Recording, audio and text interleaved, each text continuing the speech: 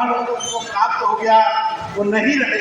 उस समय भीमराव जी का जन्म हुआ था, छोटे थे, तो लोगों ने वही नाम जो बाबा साहब का नाम था वो इनका नाम रख दिया, ताकि हम उनका नाम बच्चे के माध्यम से लेते रहें। तो वही परंपरा पड़ गई, वही नाम उनका भी रखा गया, और आज उनको भी मानद दिलीप की उपाधि डॉक्टरेट की मिली है, और इन्हें भी हम डॉक्टर भीमराव यशवंतराव अम्बेडकर कहते हैं। बहुत ही नेक दिल इंसान है, पूरा जीवन उन्होंने अपना इस आंदोलन के लिए न्यौछावर कर दिया। मैं बताना चाहता हूँ, ये बड़ी मुश्किल से 1 महीने में 4 दिन घर में रुकते होंगे मुंबई, बाकी ये 24-25 दिन हवाई जहाज में ही बैठे रहते हैं। आज कलकत्ता है, कल बोधगया है, जयपुर है, कभी लखनऊ है, कभी कर्नाटक है, बहुत मेहनत कर रहे हैं। तो इसके बाद पीपी अशोक जी आए, इसके बाद आदरणीय भीमराव जी को आप सुनेंगे।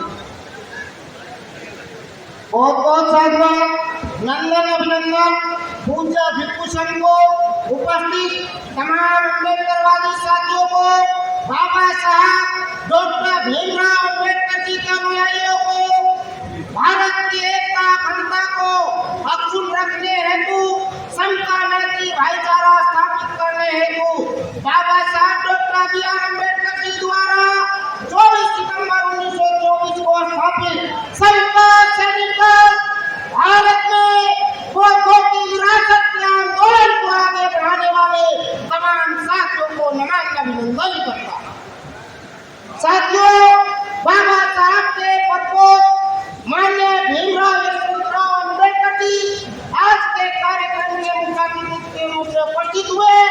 मैं समता सैनिक उत्तर प्रदेश की धरती पर आपका समता सैनिक सलामी के साथ आपका स्वागत अभिनंदन करता हूँ। इस धरती पर, ये लखनऊ की धरती, क्रांतिकारियों की धरती, बौद्धों की विरासत और बौद्धों की विरासत पर मनवादियों का कब्जा, ये हमें मंजूर नहीं है सर।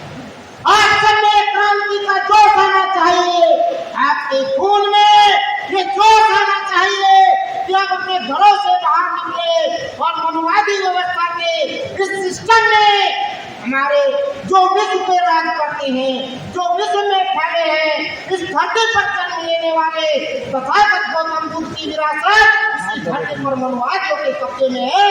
हमें उसे आजाद कराना है। ये आजादी की लड़ाई है, ये नए युग की लड़ाई है, ये क्रांति की लड़ाई है, ये अपनी विरासत को बचाने की लड़ाई है। मैं तमाम साथियों का नंदन अभिनंदन करते हुए आप सबसे निवेदन और अपील करता हूँ कि बाबा साहब doctor B are Ambedkar ji ने हमें जो दिया है, जो हमें विरासत में दे गए हैं, उस विरासत को बचा लो ताकि आगे आने वाली पीढ़ी गुलामी न कर सके। आज हम सब भारत के लोग we the people of India की बात करते हैं, लेकिन इस भारत में राज करने वाले कुछ चुनिंदा लोग सिर्फ और सिर्फ मनवाद के तरीके से राज करके केवल पूंजीपतियों की बात है। इन पूंजीपतियों को हटाना है, पूरे बौद्धों की विरासत को स्थापित करते हुए बौद्धों के राज को इस भारत की धरती पर स्थापित करना है। ये कदम उठाकर हो जाए।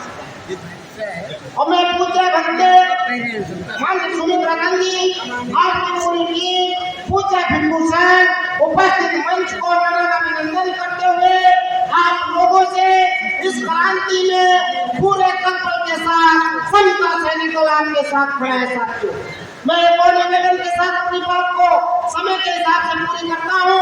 बाबा साहब doctor B are Ambedkar ji को मानने वाले लोगों, हम बाबा साहब की बात को माने, तथागत बुद्ध की बातों को मानने वाले लोगों, हम तथागत बुद्ध की बात को माने।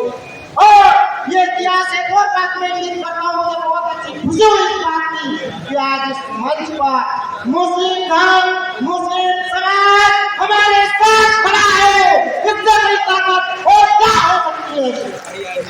इससे बड़ी ताकत और कुछ नहीं हो सकती। ये हमारी विरासत का मामला है।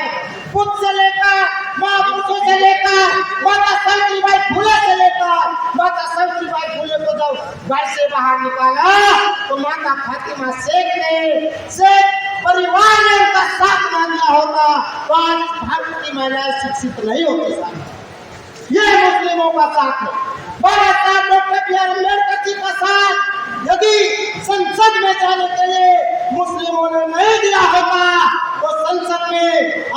हमारा प्रतिनिधित्व नहीं होता, इस देश में भारत का संविधान निर्मित नहीं होता। साथियों, बाबा साहब को आगे बढ़ाने का काम इस मुस्लिम सोसाइटी, मुस्लिम कम्युनिटी ने किया था।